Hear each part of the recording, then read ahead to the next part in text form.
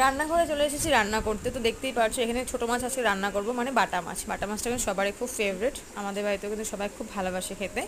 তো দেখো বাটা মাছ ভালো করে কিন্তু আমি ধুয়ে কিন্তু ভেজে রেখে দিয়েছি। তো কীভাবে রান্না করবো তোমাদের সাথে জাস্ট একটু করে শেয়ার করব। তো দেখো এখানে কিন্তু আমি পেঁয়াজ আর টমেটো ভালো মতো কিন্তু তেলে ভেজে নিচ্ছি। কালো জিরেও আজকে দিতে পারবো না, কারণ কালো জিরে আজকে ছিল না। তো দেখো এখানে কিন্তু আমি সুন্দর করে একটু মশলা দিয়ে ভালো তো কষিয়ে নেব, যেহেতু মশলার উপর ডিপেন্ড করে তোমার তরকারিটা কতটুকু স্বাদ হবে। মশলা যত কষাবে তত কিন্তু তরকারিটার টেস্ট কিন্তু অত বাড়ে।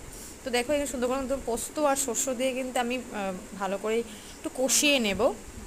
আর মশলা এখন ব্যবহার করে, বেশি মশলা দিলে কিন্তু যেহেতু ভালো লাগে না, তো ভাবলাম আজকে একটু মাখা মাখা করেই কিন্তু মাছ চচ্চড়িটা করব। যেহেতু মাছ ঝোলের থেকে কিন্তু আমার মাছের চচ্চড়িটা বেশি ভালো লাগে, আর বড় মাছ থেকে বেশি কিন্তু ছোটো মাছটা লাগে। আর দেখো এখানে সামান্য পরিমাণে আমি নুন দিয়ে দিলাম। আর নুন দিয়ে কিন্তু একটু ভালো করে আরেকটু কষিয়ে নেব, যেহেতু বললাম এই কষানোর উপর ডিপেন্ড করবে তোমার চচ্চড়িটা কতটুকু স্বাদ হবে। যে কোনো টেস্ট তরকারি হওয়ার জন্য কিন্তু মশলাটা খুব ভালো করে কষাতে হয়। আর এখান থেকে আমি সামান্য পরিমাণে কিন্তু আমি জল দিলাম, বললাম আমি চচ্চড়ি করবো মানে কি মাখা মাখা করে করবো, তো বেশি জল দেওয়ার কোনো দরকার নেই। তো এখন দিয়ে দিব কিন্তু আমি মাছগুলো। তো দেখতেই পারছো শস্য পোস্তর সাথে এই মাছটা কিন্তু খেতে বন্ধুরা দারুণ লাগে। কে ভালোবাসো জানিও কিন্তু। তো ভালো ভালো রেসিপি পাওয়ার জন্য, নতুন নতুন রেসিপি পাওয়ার জন্য কিন্তু আমার চ্যানেলটা একটু করে সাবস্ক্রাইব কিন্তু করে রেখো, কারণ সব ধরনের রান্নার এখানে কিন্তু আমি চ্যানেলেই কিন্তু আমি আপলোড করি। তো ভালো লাগলে কিন্তু সাবস্ক্রাইবটা করে রেখো আমার চ্যানেলটা। Thank you everyone.